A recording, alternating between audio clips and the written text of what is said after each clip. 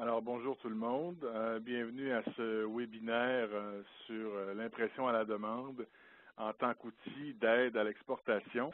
Alors, avant de commencer, quelques remarques. D'abord, je vous rappelle l'objectif du webinaire qui est de mieux comprendre le potentiel de l'impression à la demande en tant qu'outil de développement des exportations. Et donc, la lorgnette qu'on va utiliser pour analyser l'impression à la demande, c'est celle de l'exportation.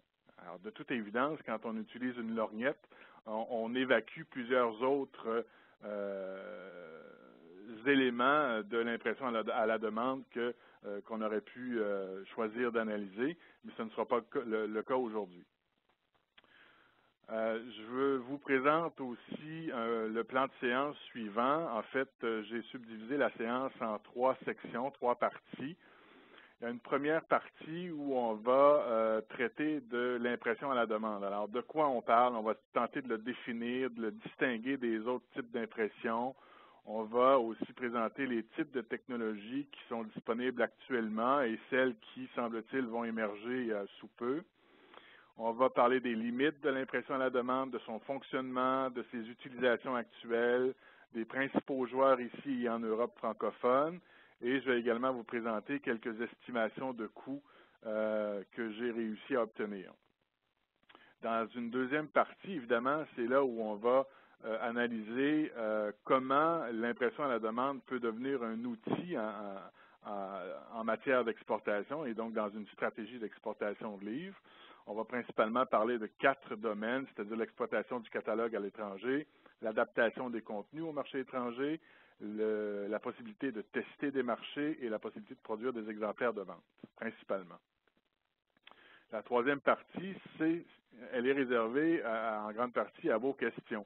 Bien sûr, je ferai une petite conclusion, voire peut-être même des recommandations, mais c'est une partie qui est strictement réservée là, à vos questions. Quelques remarques préliminaires avant de commencer. Partout à travers la présentation, vous allez voir dans le document l'acronyme POD pour Print on Demand, qui est évidemment la terminologie anglaise pour l'impression à la demande. Je l'ai utilisé par souci d'efficacité et d'espacement. Vous inquiétez pas, j'aurais préféré utiliser l'impression à la demande. Mais voilà, pour faciliter la présentation, j'ai utilisé l'acronyme anglophone. Deuxièmement, il faut savoir que, comme la plupart des technologies, les technologies d'impression à la demande évoluent très rapidement. Et donc, ce que je vous présente aujourd'hui, c'est vrai aujourd'hui. Ça ne le sera peut-être pas l'an prochain. Et il faudra donc garder ça à l'esprit lorsque vous réutiliserez peut-être cette présentation-là dans un avenir rapproché ou pas. Enfin, c'est-à-dire que la présentation, la première partie sur l'impression à la demande reste un survol. Évidemment, on ne rentre pas au cœur de la technique et de tout le fonctionnement systémique de l'impression à la demande. Si ça vous intéresse à ce point, je vous invite à aller consulter le site interquest.com. Je vous ai mis dans la présentation le lien web. Sur ce site, vous allez trouver vraiment beaucoup d'informations, des études qui ont été réalisées. C'est un site qui fait une veille informationnelle sur le sujet. En fait, pas seulement sur l'impression à la demande, mais sur l'impression numérique en général. Alors, je vous invite à consulter ce site-là si vous êtes vraiment fan de l'impression numérique et à la demande. Alors, quelques mots sur les origines de cette technologie qu'est l'impression à la demande. C'est une technologie qui origine évidemment d'un certain contexte, mais également de l'émergence de certains besoins. Alors, dans les dernières années, disons les 10 ou 15 dernières années, on a pu observer une augmentation importante du nombre de titres publiés, que ce soit en langue française ou en langue anglaise. Au Québec, dans les 10-15 dernières années, on a à peu de choses près doublé la production de nouveautés. Dans la même période, ou à peu près, on a pu observer l'apparition de nombreuses librairies en ligne. C'est donc évidemment des librairies qui offrent une variété de titres différents dans un seul et même catalogue en ligne, qui est de loin supérieur à ce qu'on peut retrouver dans une librairie qui a pignon sur rue. De toute évidence, là, il y a peu de librairies qui pourraient se permettre de maintenir en stock 3, 4 ou 500 000 titres en inventaire. Donc, la librairie en ligne, elle, peut offrir ce genre de service. On a aussi assisté, et c'est un peu le contre-coup de l'augmentation du nombre de titres publiés, on a assisté à une diminution importante des tirages, ou en tout cas sensible des tirages. De toute évidence, le fait qu'on publie plus de titres a obligé les libraires, ou en tout cas les détaillants en général, à commander moins d'exemplaires d'un maximum de titres. Et du coup, cette diminution des commandes s'est répercutée sur l'ampleur des mises en vente au détail et par la même occasion, les éditeurs ont dû diminuer leur tirage. De ces diminutions de tirage, a émergé plutôt le besoin pour un modèle économique à très court tirage. Et donc, on a vu apparaître dans les dernières années, ou en tout cas même il y a déjà environ 10 ans, des presses ou en tout cas des services que les imprimeurs nous offraient pour tirer de courts tirages, environ 500 exemplaires ou moins de 1000 exemplaires ou à peu près. De l'apparition des librairies en ligne est apparu le besoin de l'impression à la demande, parce que, on va le définir plus loin, c'est davantage des librairies en ligne qui est apparu le besoin pour une technologie d'impression à la demande. Je vais revenir plus loin. Parlons-en de la définition de l'impression à la demande.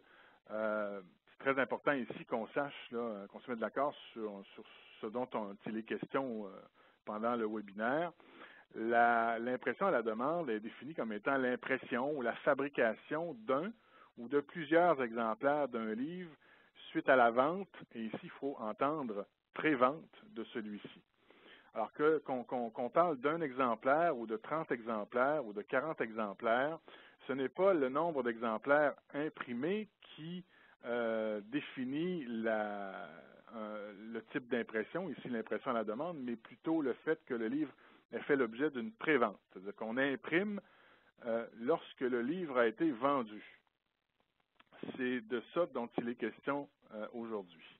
Il faut la distinguer de l'impression à court tirage, c'est-à-dire l'impression d'une quantité d'environ 500 exemplaires, disons, et qu'on met en stock et qu'on tente par des moyens traditionnels de mettre en vente dans tous les réseaux. Il faut aussi la distinguer de l'impression distribuée. L'impression distribuée, c'est l'impression d'un tirage de façon éclatée sur des territoires différents. C'est-à-dire que si j'exporte, je suis québécois, j'exporte en francophonie européenne et j'exporte également au Maghreb. Alors, disons que pour faire des chiffrons, j'imprime 3000 exemplaires, 1000 exemplaires au Québec, 1000 exemplaires en France, 1000 exemplaires au Maghreb. L'impression distribuée, c'est que je vais faire imprimer par mon imprimeur québécois le 1000 exemplaires destinés au marché québécois, à mon imprimeur français ou belge ou suisse, peu importe, la quantité destinée au marché européen et de la même manière au Maghreb, je ferai imprimer la quantité à mon imprimeur qui est situé sur ce territoire. Donc, ce qu'il faut retenir ici, c'est que l'impression à la demande, c'est l'impression d'exemplaires prévendus. C'est le mot-clé.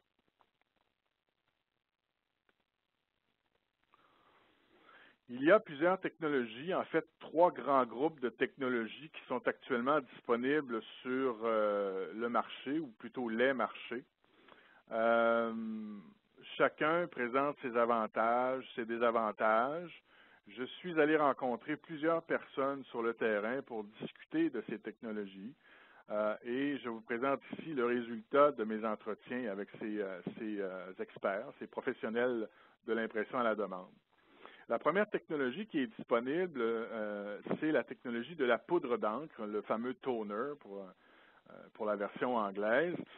Sur le marché, on retrouve principalement 2 acteurs, le Xerox et l'Espresso Book Machine, dont vous avez certainement entendu parler.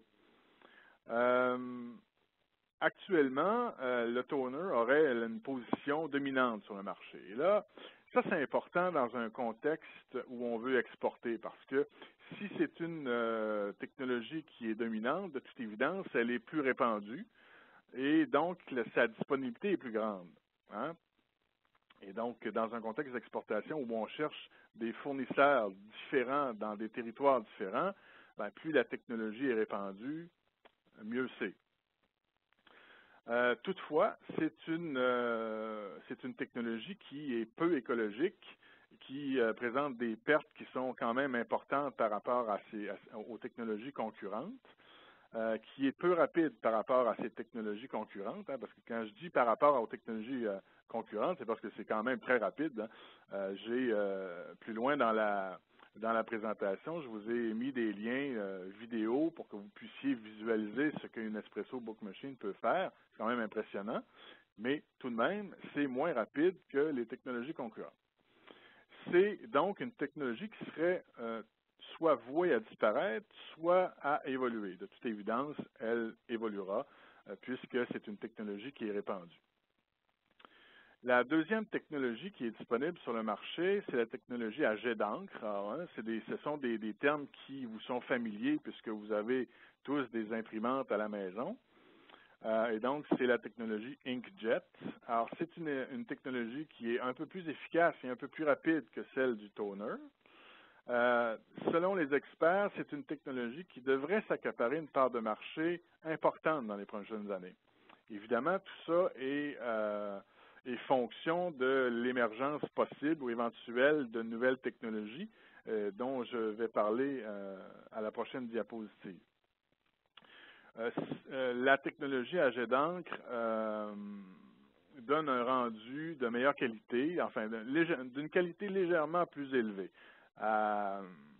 L'œil amateur n'en percevrait à peu près pas de différence, mais vous qui êtes éditeurs et qui avez l'œil aiguisé, remarqueriez certainement une variation dans la qualité. Voilà pour la deuxième technologie. La troisième technologie, c'est celle qui est à encre liquide, et donc la Liquid Ink. Nos amis de chez Marquis utilisent cette technologie avec leur presse Indigo. Et donc, vous avez certainement déjà utilisé cette technologie si vous avez imprimé chez Marquis Imprimeur. Le niveau de qualité, c'est le plus élevé des trois technologies qui sont disponibles sur le marché. Toutefois, elle a une faible rapidité et des coûts plus élevés. De toute évidence, si on veut de la qualité, il faut payer un peu plus.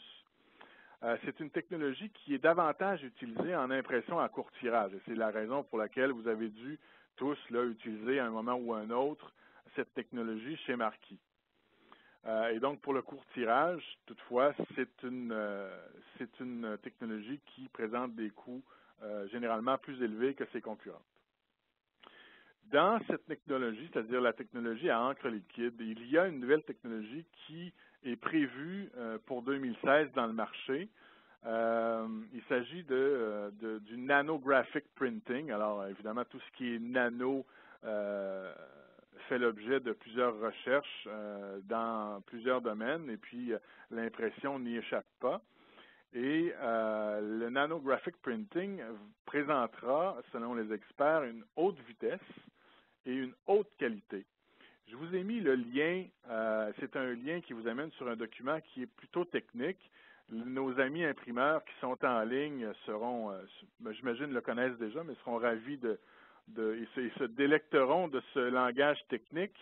Mais vous, éditeurs, serez peut-être moins intéressés par tous ces détails. Mais ce qui est important à retenir ici, c'est que la technologie à encre liquide de type nanographique, pour utiliser le terme francophone, d'une traduction peut-être piètre, mais en tout cas, c'est, semble-t-il, l'avenir. On pourra imprimer à haute vitesse une haute qualité. Et donc, lorsqu'on dit haute vitesse, on dit efficacité. Et si on dit efficacité, on dit bas coût. C'est très important à retenir parce que vous allez voir lorsque je vous présenterai la problématique financière. C'est une technologie pour les éditeurs du monde traditionnel qui qui sera davantage utilisable dans un avenir prochain. Voilà pour les 3 technologies qui sont disponibles sur le marché actuellement. Toute technologie confondue, l'impression à la demande a tout de même des limites, hein, vous vous en doutez. En termes de format, il n'y a pas de limite, en fait. Hein. Enfin, il n'y a pas de limite. Si tant est que vous ne dépassez pas la largeur d'une feuille de presse, j'en ai rarement vu, en tout cas, dans ma vie d'ex-éditeur. Mais donc, la plupart des formats, ou même tous les formats que vous publiez actuellement, j'ai la liste des participants. À ma connaissance, là, tous les formats que vous imprimez, que vous utilisez, peuvent être imprimés via la technologie de l'impression à la demande, sans problème. Sur le plan de la reliure, lorsque vous visionnerez la vidéo dont je vous ai mis le lien dans la présentation, vous verrez que la reliure allemande est intégrée à la chaîne de l'impression à la demande. Toutefois, c'est une reliure standard, une reliure allemande standard. C'est-à-dire que si vous vouliez faire de l'embossage ou faire du spot varnish, pour utiliser le terme anglophone, du vernis sélectif, voilà. Si vous vouliez des rabats, eh bien, ça ne serait pas possible. Il faudrait, en fait, ce serait possible, tout est toujours possible et les imprimeurs vous le confirmeront, mais il faudrait sortir de la chaîne de l'impression à la demande et l'amener dans la chaîne traditionnelle. Et là, ça demande plus de temps, donc plus de frais, plus de coûts. En termes de papier, je vous ai écrit dans la présentation un pour tous, tous pour un, et c'est probablement l'enjeu principal ici dans un contexte d'exportation, parce que les papiers qu'on utilise en France ne sont pas ceux qu'on utilise ici. Le langage technique qu'on utilise en France pour, ne serait-ce que pour l'élément de mesure d'un papier français ou d'un papier européen, peu importe, ne sont pas celles qu'on utilise ici au Québec. Et donc, vous allez retrouver cette problématique-là sur tous les continents. C'est-à-dire que les papiers qui seront disponibles en France, au Maghreb, dans les Antilles françaises, en Amérique du Nord, ne seront, à peu de choses près, là, jamais les mêmes. C'est une problématique parce que si vous voulez faire de l'exportation, vous souhaitez que le livre qui se retrouve en France, au Maghreb ou aux Antilles ait à peu près la même épine, ne serait-ce qu'avoir la même épine ou avoir la même qualité finale. Et ça demande toute une gymnastique de choisir des papiers sur chacun des continents, chez chacun des imprimeurs avec qui on fait affaire, pour avoir à peu près la même épine et pour avoir à peu près le même rendu. Ça, c'est une problématique. Donc, un pour tous et tous pour un, vous aurez compris de quoi il s'agit. En termes de couleur, il n'y a pas vraiment de limite, mais là aussi, il est toujours question de degré de qualité et de coût. Je le disais tout à l'heure pour la reliure, c'est la même situation pour les couleurs. Tout est possible. Les imprimeurs vous le confirmeront, mais il faut allonger. Il faut allonger le fric, comme on dit. Voilà pour les limites de l'impression à la demande. Alors, ce qu'il faut retenir ici, je pense que c'est l'aspect standard de la chaîne intégrée de l'impression à la demande, c'est-à-dire qu'on peut imprimer facilement plusieurs livres en toute petite quantité, mais tous ces livres-là devront utiliser sur la même chaîne intégrée le même papier, devront présenter des caractéristiques standards. Voilà, donc il faut faire dans le standard lorsqu'on fait de l'impression à la demande.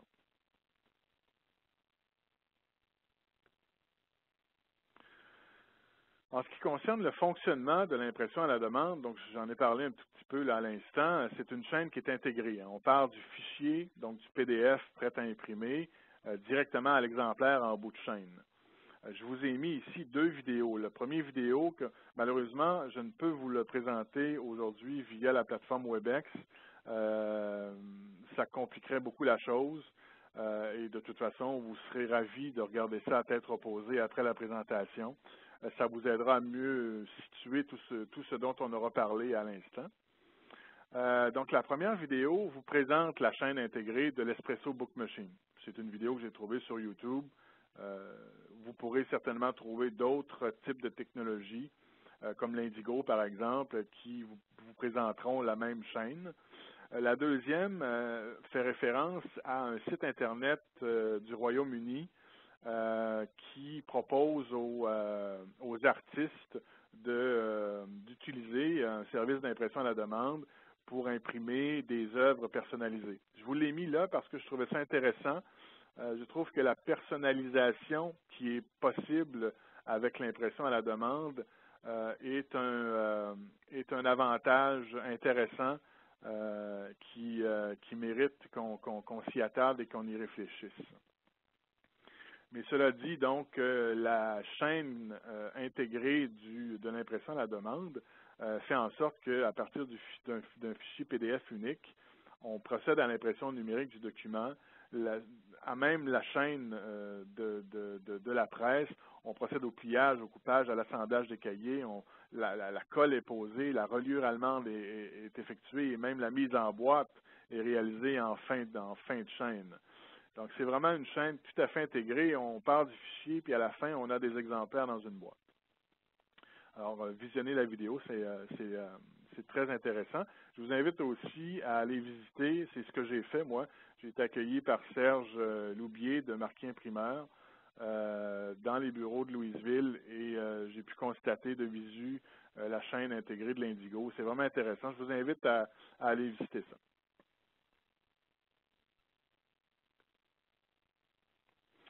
Alors, pourquoi on utiliserait la technologie de l'impression à la demande? Alors, principalement pour trois raisons. Évidemment, chacun a ses propres raisons d'utiliser l'impression à la demande, mais principalement, on le fera pour trois choses. On voudra économiser du temps. Dans un contexte d'exportation, on voudra économiser du temps, c'est-à-dire qu'imprimer sur le lieu où on vend nos exemplaires, ça économise le temps de transport d'ici au territoire en question. Vous me direz, oui, mais ça, c'est possible aussi avec l'impression distribuée. Oui, tout à fait, mais rappelez-vous, ici, il est question d'impression à la demande et donc de l'impression d'un livre une fois qu'il a été vendu. Alors, votre livre, il est disponible à la FNAC, il y a un acheteur qui l'achète, c'est là qu'on imprime à la demande, et là, vous n'imprimez pas ça ici au Québec, vous l'imprimez évidemment sur le territoire. Donc, c'est dans le but d'économiser du temps de transport qu'on utilise l'impression à la demande. On utilise aussi l'impression à la demande pour économiser des coûts. Je nuancerai ça plus tard, mais c'est quand même une économie de coûts considérable de ne plus avoir d'inventaire. Alors, la majorité d'entre vous sont des éditeurs qui ont des inventaires. Vous savez ce que ça coûte de posséder des inventaires, que ce soit en termes de radiation d'actifs, que ce soit en termes d'amortissement des actifs, que ce soit en termes de frais d'entreposage chez les distributeurs qui trouvent toujours qu'on a trop de stock pour les ventes qu'on fait. Ne pas avoir d'inventaire, c'est une économie très importante dans les résultats et au bilan financier d'un éditeur. Donc, l'impression à la demande demeure une solution d'économie de coûts. Enfin, on l'utiliserait pour une troisième raison, la diminution du risque d'un tirage trop élevé. Alors, combien de fois les éditeurs se posent la question, j'ai 1200 de mise en place à l'office, j'ai une précommande chez le club de livres, je suis à 2000, est-ce que je tire à 2500, est-ce que je tire à 3000, etc. Alors, le fait d'imprimer à la demande élimine tout risque d'un tirage trop élevé. Vous n'avez pas d'inventaire. Vous imprimez ce que vous avez vendu. Alors, ce sont les trois principales raisons pour lesquelles on pourrait utiliser l'impression à la demande. Comme je vous disais au départ, chacun aura ses raisons de l'utiliser, mais ce sont les trois principales. Ou en tout cas, les trois plus récurrentes dans le discours des gens. Les utilisations actuelles de l'impression à la demande sont assez variées, mais elles concernent surtout les presses universitaires et la vente en ligne. Et ça, toujours pour les mêmes raisons, c'est-à-dire des raisons économiques, des raisons de modèle économique, je devrais dire. Et donc, les presses universitaires, ce sont ceux aujourd'hui qui utilisent le plus l'impression à la demande, en tant qu'éditeur, j'entends. Et c'est la raison pour laquelle ce sont eux qui le font. C'est d'abord, c'est très utile parce que ils ont des fonds énormes, c'est-à-dire un nombre de titres au catalogue qui est énorme. Et les ventes, évidemment, vous en conviendrez, les ventes d'ouvrages universitaires se font à la pièce. Et le modèle économique d'un livre universitaire n'a rien à voir avec le modèle économique d'un roman ou d'un livre de littérature générale. De telle sorte que les remises accordées aux détaillants ne sont pas les mêmes, si tant est qu'on passe par un détaillant et qu'on ne vend pas directement aux consommateurs. Et donc, les presses universitaires sont les éditeurs qui utilisent le plus cette technologie. L'autre segment de marché qui utilise l'impression à la demande, ce sont ceux qui travaillent, j'ai mis l'acronyme anglophone, vous me pardonnerez, ceux qui travaillent en direct to consumer, donc le D2C, donc ceux qui finalement font de la vente directe aux consommateurs. Par exemple, les éditeurs qui ont développé une plateforme web marchande et qui vendent des exemplaires directement aux consommateurs. Ce sont des éditeurs qui peuvent utiliser la technologie d'impression à la demande, de telle sorte que lorsque une commande leur est passée par un consommateur sur leur site web, ils peuvent simplement commander l'impression de cet exemplaire-là à leur fournisseur d'impression à la demande et procéder à la livraison au consommateur. Pourquoi ce sont davantage ceux qui vendent directement? Je le rappelle encore et j'y arriverai sous peu. C'est une question de modèle économique en ce sens que le coût de fabrication d'un exemplaire fabriqué avec la technologie d'impression à la demande est largement supérieur au coût unitaire qu'on retrouve dans l'impression régulière, lorsqu'on imprime 1000 ou 2000 exemplaires, même quand on imprime à court tirage. Et donc, lorsqu'on vend direct au consommateur via sa plateforme marchande, de toute évidence, on économise, entre guillemets, les remises que l'on octroie à nos diffuseurs, distributeurs, libraires, etc. Et de toute évidence, ça nous permet de payer plus cher en fabrication, étant donné les marges additionnelles qu'on fait. L'autre segment de marché, le troisième, qui utilise actuellement la technologie d'impression à la demande, ce sont tous les sites de vente en ligne qui permettent l'édition à compte d'auteur ou plus communément appelé le self-publishing, c'est-à-dire ce sont des gens qui souhaitent publier eux-mêmes leur ouvrage, se rendre sur une plateforme en ligne, je vous présenterai des exemples un peu plus loin, qui téléchargent leur œuvre, leur texte sur la plateforme. Avec les outils de la plateforme, se fabrique une couverture et commande un certain nombre d'exemplaires ou simplement le rendre disponible sur la plateforme et dès qu'il y a un exemplaire de vendu, le système d'impression à la demande se met en branle et fabrique et livre l'exemplaire en question. Pour l'édition traditionnelle, c'est-à-dire les éditeurs de littérature générale, les éditeurs jeunesse, les éditeurs littéraires, donc ceux qui aujourd'hui sont dans les réseaux traditionnels de vente, c'est-à-dire via les libraires particulièrement, l'horizon, selon les experts, l'horizon où on sera en mesure d'utiliser dans un modèle économique rentable l'impression à la demande, ce serait un horizon de 3 à 5 ans. Et je corrèle ça avec l'arrivée de la technologie du nanographic printing qui aura une haute efficacité, une haute rapidité, une haute qualité. Je pense que lorsque cette technologie sera disponible sur le marché, eh bien que tout éditeur actuellement dans un modèle traditionnel pourra se permettre d'imprimer via cette technologie tout en demeurant rentable.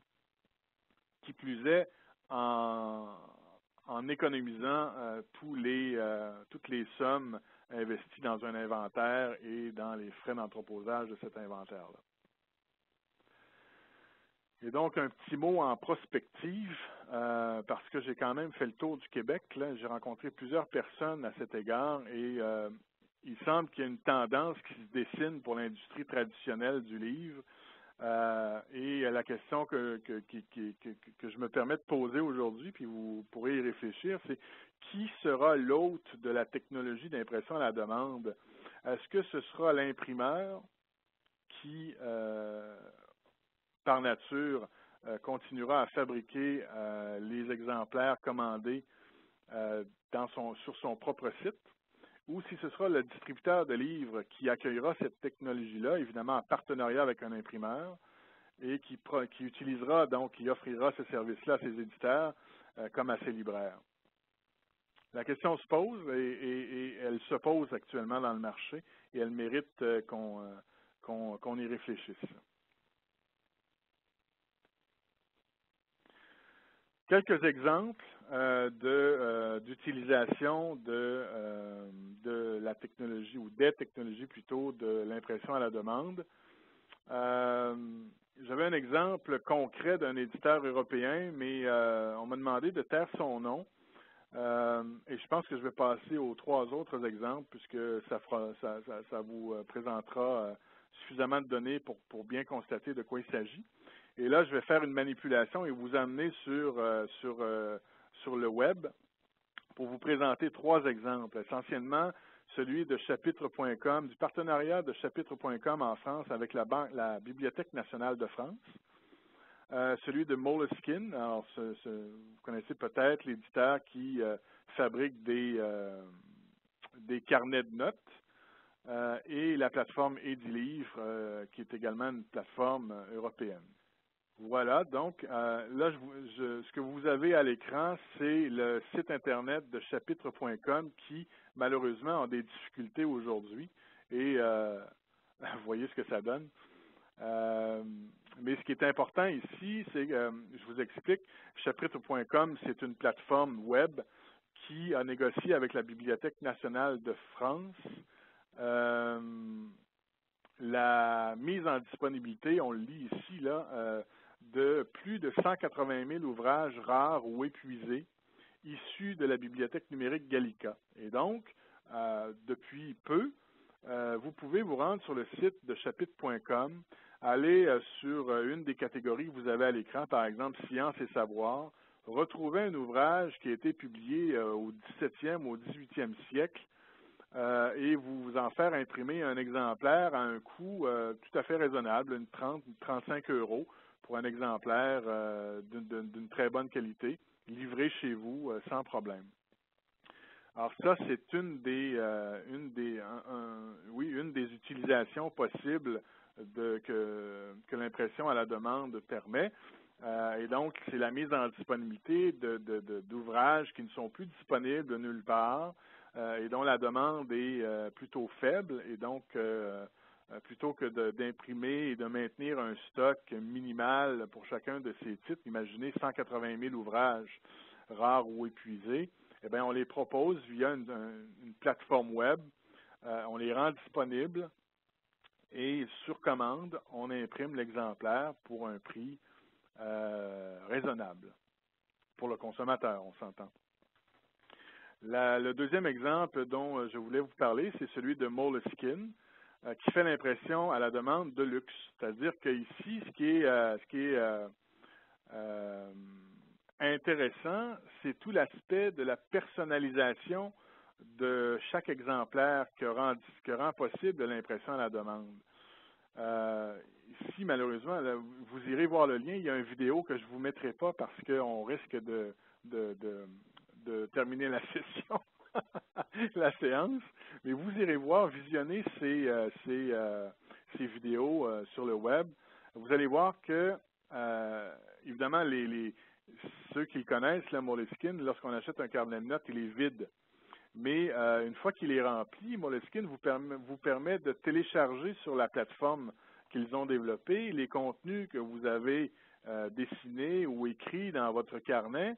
Et vous pouvez faire imprimer, obtenir donc un exemplaire imprimé, ou 2, ou 3, ou 4 exemplaires imprimés, c'est à votre choix, de votre carnet. Alors, évidemment, c'est de l'édition très personnalisée.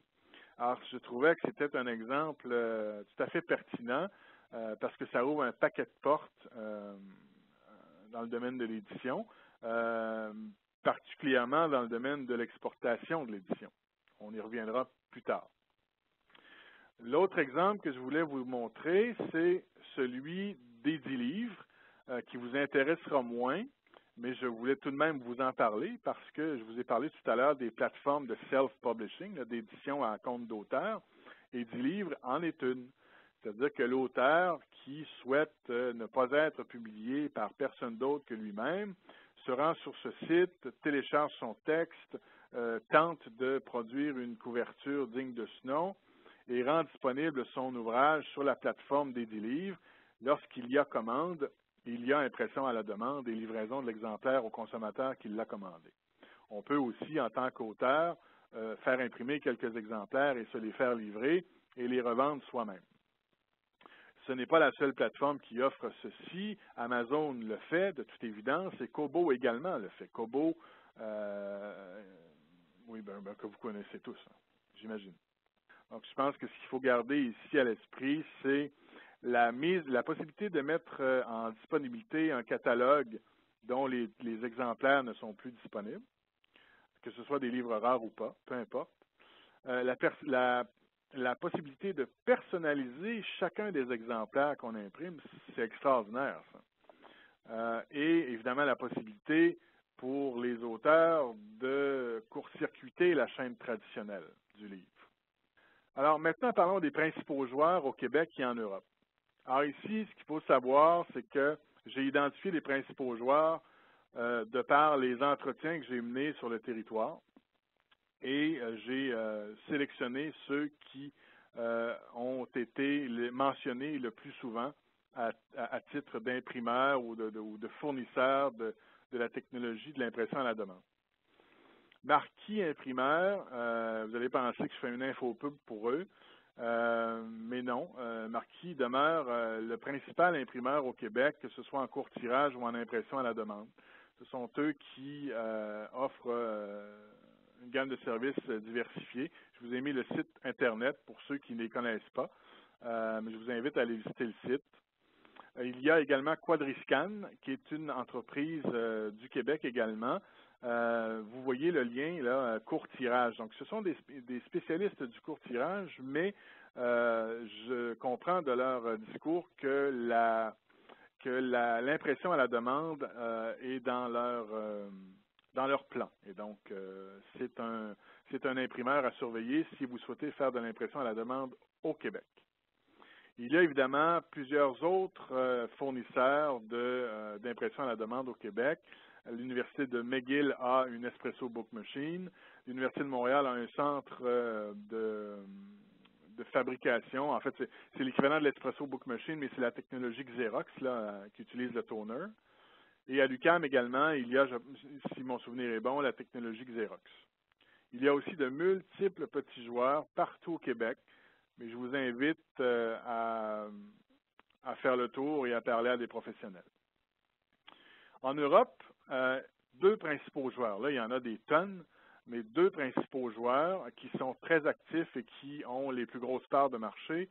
Il y a CPI et Jouve. Alors là, je vous ai mis les liens Internet. Je vais d'ailleurs vous amener à celui de CPI.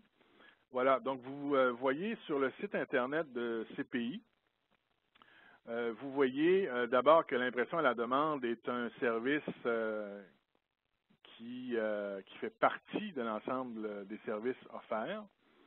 Mais ce qui est le plus intéressant, c'est que vous pouvez, vous voyez ici la liste des sites de CPI en Europe.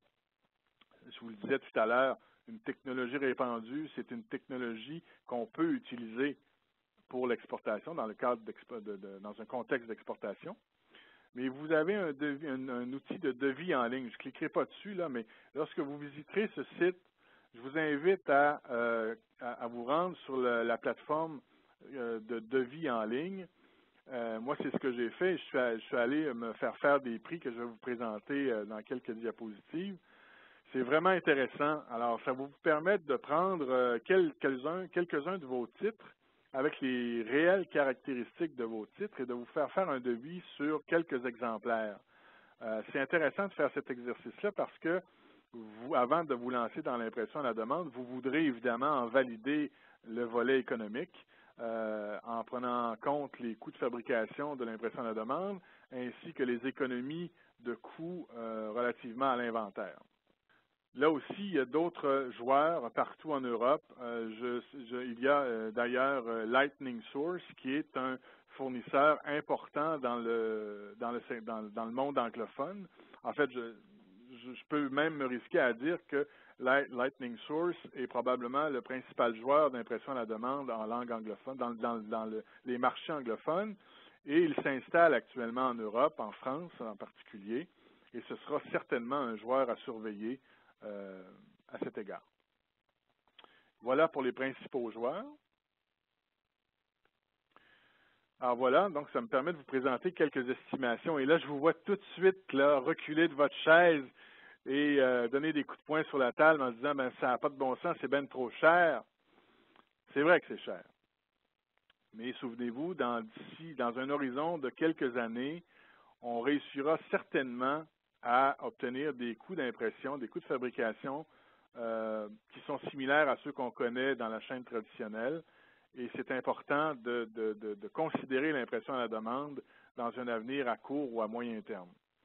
Mais ceci dit, voici aujourd'hui les prix qu'on nous offre chez CPI et chez printondemandworldwide.com. C'est un autre site d'impression à la demande que j'ai trouvé ils sont actifs. Ils disent worldwide, là, mais il faudrait valider tout ça. Chez CPI, j'ai fait une première demande de 50 exemplaires d'un roman de 300 pages. Pourquoi 50 exemplaires? Parce que la plateforme ne permet pas d'obtenir un devis pour un exemplaire. Vous voyez tout de suite, on n'y est pas encore à l'impression à la demande typique, c'est-à-dire l'impression d'un seul exemplaire prévendu. Ça existe, on l'a vu, on obtient le service avec Gallica, mais je pense que sur la plateforme de CPI, si on veut obtenir un devis, la commande minimale, elle est de 50 exemplaires, mais si, je pense, on se présente chez CPI en France et on leur dit, ben voici, moi j'ai 2500 titres que je veux rendre disponibles en impression à la demande, je vais passer des commandes d'un ou deux exemplaires au titre, ce sera tout à fait possible. Mais sur la plateforme de devis en ligne, ce n'était pas possible d'obtenir ce genre de devis. J'ai tout de même fait l'exercice et fait une demande sur 50 exemplaires d'un roman de 300 pages imprimé en noir, reliure allemande, les caractéristiques standards d'un roman. Et j'ai obtenu un prix de 10,41 € l'exemplaire, ce qui veut dire environ 13 ou 13,50 $ canadiens. C'est très cher, hein? Un roman de 300 pages qu'on voudrait vendre 21, 22, 24,95. On a un prix ici qui frôle le 50 %, voire même qui le dépasse dans certains cas. 50 % du prix public. Le deuxième exercice que j'ai fait chez printondemandworldwide.com, c'est une commande de 10 exemplaires d'un album jeunesse de 32 pages. Là aussi, la plateforme web, le devis en ligne ne me permettait pas de commander moins de 10 exemplaires. Là, je vous fais le même discours que pour CPI. Si vous vous présentez là et vous faites une entente de volume, vous serez certainement en mesure d'imprimer moins d'exemplaires. Là, donc, pour le 32 pages, un album jeunesse, 32 pages, reliure allemande, pas de rabat, etc., 14,64 €. Donc, environ 17-18 $ si je calcule bien. Alors, évidemment, c'est à peu de choses près le prix de détail. Alors, ça ne fonctionne pas vraiment. Le troisième exercice que j'ai fait, c'est je suis retourné sur la plateforme de CPI pour faire une demande de devis sur 50 exemplaires d'un ouvrage de 400 pages en une couleur. J'aurais souhaité faire une demande en 2 couleurs, ce n'était pas non plus possible. Parce que j'aurais voulu que ça représente l'équivalent d'un ouvrage universitaire. Là, on m'a donné 13,70 €, c'est donc là aussi environ 17-18 $.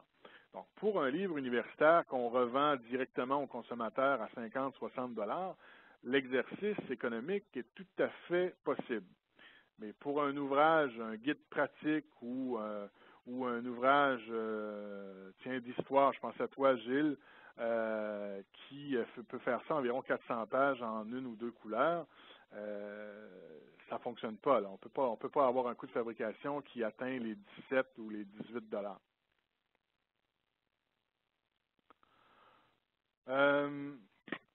Enfin, ceci dit, lorsque j'ai fait le tour des experts et de ceux qui utilisent l'impression à la demande au Québec, j'ai compris que dans leurs discussions avec leurs clients ou avec leurs fournisseurs, selon à qui j'ai parlé, que dans une entente annuelle avec un volume considérable,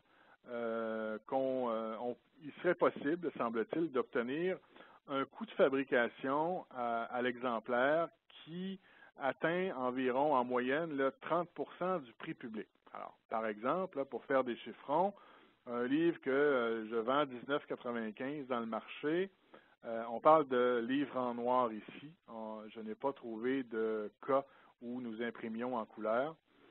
Donc, un livre en noir, en fait, des livres en noir, une entente annuelle, un volume conséquent, que je vends à 19,95, je pourrais arriver à un coût de 6 dollars.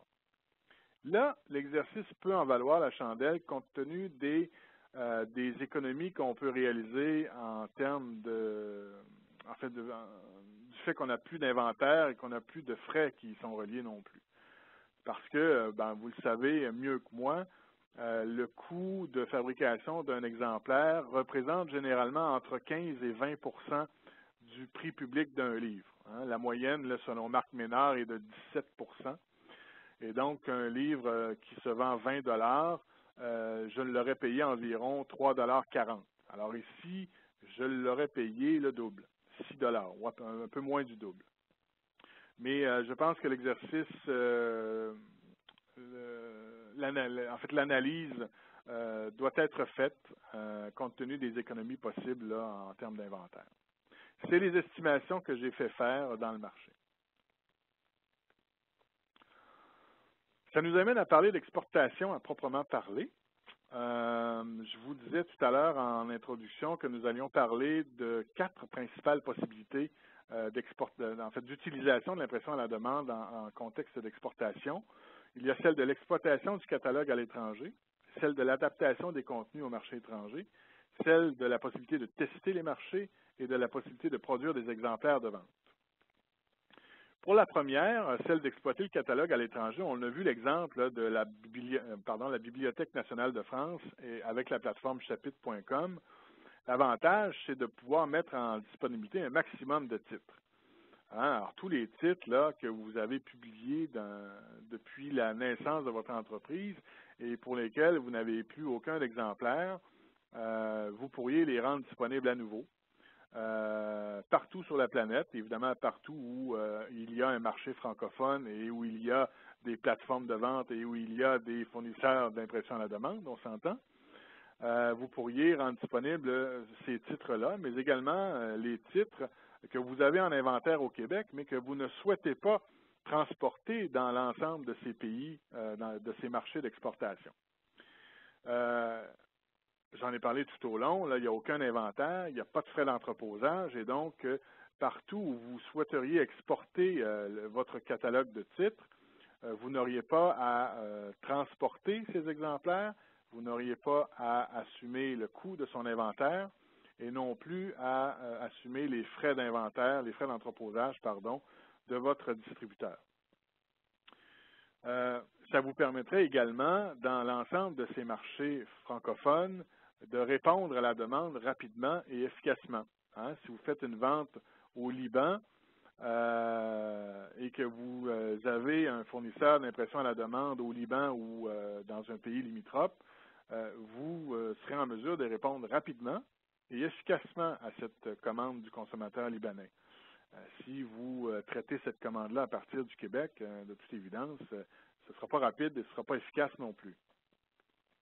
Comment on peut faire ça? Alors, il faut évidemment, c'est-à-dire obtenir ou conclure plutôt une entente avec un fournisseur d'impression à la demande. C'est une évidence, me direz-vous. Mais il faudra également faire en sorte que ce fournisseur arrime ces façons de faire avec votre distributeur ou votre revendeur, hein, que ce soit une plateforme web avec qui vous avez une entente de diffusion ou que ce soit avec votre distributeur dans la chaîne traditionnelle. Il vous faudra faire en sorte que ces deux gens-là, ces deux entreprises se parlent de façon efficace parce que les commandes viendront du distributeur-revendeur, seront expédiées directement à votre fournisseur d'impression à la demande et les exemplaires seront, dépendamment de l'entente que vous aurez, soit réexpédiés directement à votre distributeur-revendeur, soit expédiés directement au consommateur ou au détaillant qui l'aura commandé. Mais dans tous les cas, cet arrimage entre les deux entreprises est crucial pour la réussite de votre stratégie d'exportation. Il vous faudra, nous l'avons vu en début de séance, planifier les formats et les papiers. Hein. Je le disais tout à l'heure, il y a différents papiers sur différents continents. Les formats et donc les épines devront être recalculés dans chacun des pays où vous utilisez un papier différent et vos fichiers PDF seront d'autant modifiés. Vous devrez tout de même mettre en place une banque de fichiers PDF. Alors, lorsqu'on parle de titres qu'on a publiés il y a 10, 15 ans, on n'a pas toujours les fichiers PDF de ça. Les fichiers qu'on a ne sont peut-être pas utilisables aujourd'hui. Donc, c'est un investissement considérable que de construire et d'actualiser la banque de fichiers pour l'ensemble des titres qu'on veut rendre disponibles à l'étranger et ici. Enfin, il vous faudra faire beaucoup de calculs. C'est pour ça que j'ai écrit attention au modèle économique. Si vous êtes dans un contexte de vente directe au consommateur versus un contexte de chaîne traditionnelle du livre, c'est-à-dire de votre diffuseur à votre libraire jusqu'au consommateur, il y aura des analyses dans tous les cas qui seront nécessaires et il faudra bien les faire. La deuxième solution, le deuxième type d'utilisation que l'on peut faire de l'impression à la demande dans un contexte d'exportation, c'est l'adaptation des contenus au marché. On a vu tout à l'heure qu'on peut personnaliser chacun des exemplaires. Alors, de toute évidence, ça permet d'entrevoir la possibilité d'adapter pour des micro-marchés un titre pour lui donner une saveur locale. Ça nous permet d'utiliser l'ISBN de notre choix. Ça nous permet de faire des mises à jour de contenu ou de localiser des contenus, mais vraiment pour des micro-marchés. Je pense que ici, dans un contexte d'exportation, la possibilité de pouvoir adapter son contenu non pas à des pays, mais à des micro-marchés, que ce soit par exemple un événement littéraire qui a lieu dans un pays où vos titres sont disponibles. Bien, la couverture de certains de vos titres pourrait être modifiée et présentée à l'occasion de cet événement-là avec une information additionnelle ou enfin un message promotionnel différent ou adapté à l'événement en question. Alors, l'impression à la demande permet ce genre d'adaptation ou de localisation ou de mise à jour des contenus comme du contenant, hein, autant la couverture que les contenus mêmes du livre. L'autre possibilité, de toute évidence, c'est celle de pouvoir tester des marchés. Hein, imaginez tout à l'heure la commande qu'on passe chez CPI pour 50 exemplaires. Je peux les personnaliser, je peux les adapter pour tester les marchés extérieurs en France, une localité spécifique, un club de livres, un club de lecture. Je peux adapter ma couverture, je peux modifier mon titre, je peux évidemment personnaliser ma couverture à un événement, à un salon, je peux adapter mon contenant comme mon contenu à un quartier francophone de Londres. Alors, toutes les possibilités sont là, puisqu'on peut adapter c'est-à-dire tout le contenu du livre comme son contenant à un seul exemplaire. Pour un seul exemplaire, bien, on peut le faire aussi pour quelques exemplaires et tester des marchés. C'est la troisième possibilité qui s'offre dans un contexte d'exportation. Euh, L'une des possibilités, la dernière, qui m'apparaît aussi pertinente que la première, celle de rendre disponible tout le catalogue là, dans tous les marchés, c'est la possibilité de produire des exemplaires de vente. Alors, que vous soyez dans un mode d'exportation directe, c'est-à-dire que vous exportez dans les marchés francophones sous votre propre marque, ou que vous soyez dans un contexte de vente de licence et donc de vente de droits, et donc que vous développiez un réseau d'éditeurs étrangers qui publient sous leur propre marque dans un territoire donné. L'impression à la demande vous permet de fabriquer des exemplaires personnalisés pour vos agents de droit et pour vos équipes de vente de vos diffuseurs. Alors, vous le savez, c'est beaucoup plus facile pour un représentant ou pour un agent de droit de présenter une œuvre, d'autant si c'est une œuvre en couleur, quand on a l'exemplaire en main. Souvent, ce qui arrive, surtout pour les livres couleurs d'ailleurs, lorsqu'on se présente dans les foires internationales ou lorsque on envoie l'argumentaire de vente à notre distributeur à l'étranger, le livre n'est souvent pas encore paru. Et donc, on envoie du matériel, des argumentaires de vente, la reproduction de la couverture, enfin des éléments qui peuvent aider les équipes de vente à obtenir de meilleures mises en vente ou à obtenir de meilleures ententes en droit. Eh bien, avec l'impression à la demande, on peut imprimer des exemplaires et on peut non seulement les imprimer, on peut les personnaliser. Alors, imaginez que vous débarquiez à Bologne avec vos couvertures, c'est-à-dire des exemplaires réels de vos livres en langue anglaise. Ou avec une couverture, imaginez dans votre stand à Bologne, sur le mur, plutôt que d'avoir 18 versions françaises, francophones de vos nouveautés, que vous ayez fait faire des couvertures polonaises, turques, scandinaves, etc. Tout de suite, ça donne un attrait un peu plus international à votre stand et ça peut vous aider à conclure de nouvelles ententes. De la même manière, vos équipes de vente en France, en Belgique, en Suisse, au Luxembourg, au Maghreb, partout dans les Antilles françaises, plutôt que de se présenter en librairie avec une reproduction de votre couverture et un résumé de l'œuvre en question, ils pourraient débarquer avec un exemplaire en main.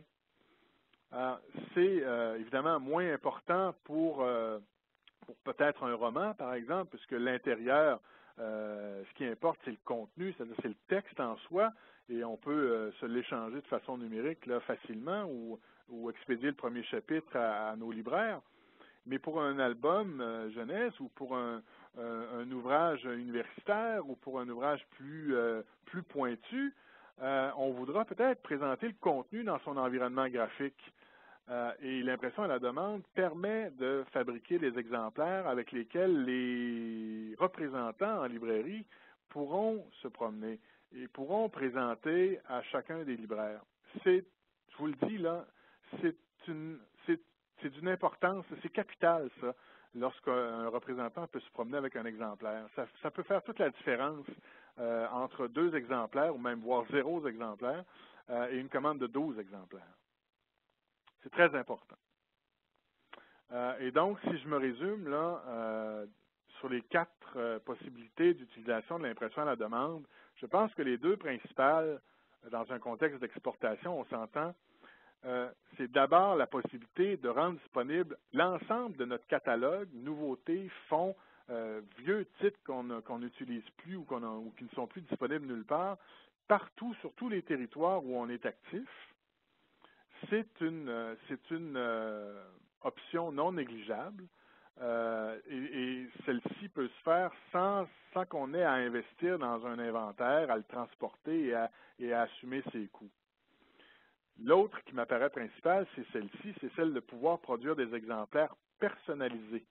Des exemplaires personnalisés qui vont aider vos équipes de vente, c'est-à-dire vos agents de droit et vos équipes de représentants à l'étranger, dans le démarchage de clients et dans le développement de mise en vente là, dans les réseaux traditionnels.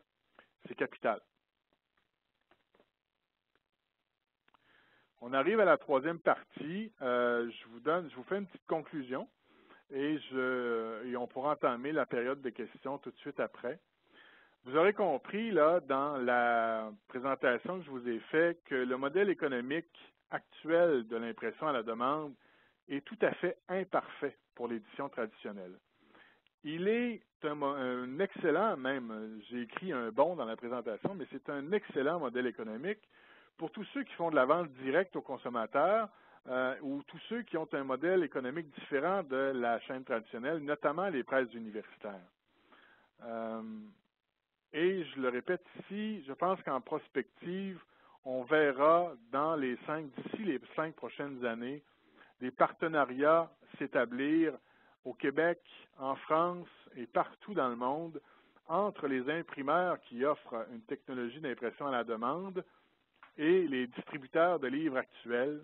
Il y aura certainement des partenariats qu'on verra émerger. Je vous invite également, si jamais, et ça arrive tout le temps, où il y a des questions qui émergent après la fin de ce webinaire, je ne suis pas virtuel, même si je présente virtuellement. Vous pourrez me joindre par courriel et plusieurs d'entre vous me connaissez suffisamment pour avoir mon téléphone portable. Alors, n'hésitez pas à me donner un coup de fil ou à m'écrire. Vraiment, ça me fera plaisir de répondre à vos questions et de déblatérer sur l'impression à la demande et de ce que ça pourra être dans 2, 3, 4 ou 5 ans. J'attends vos questions.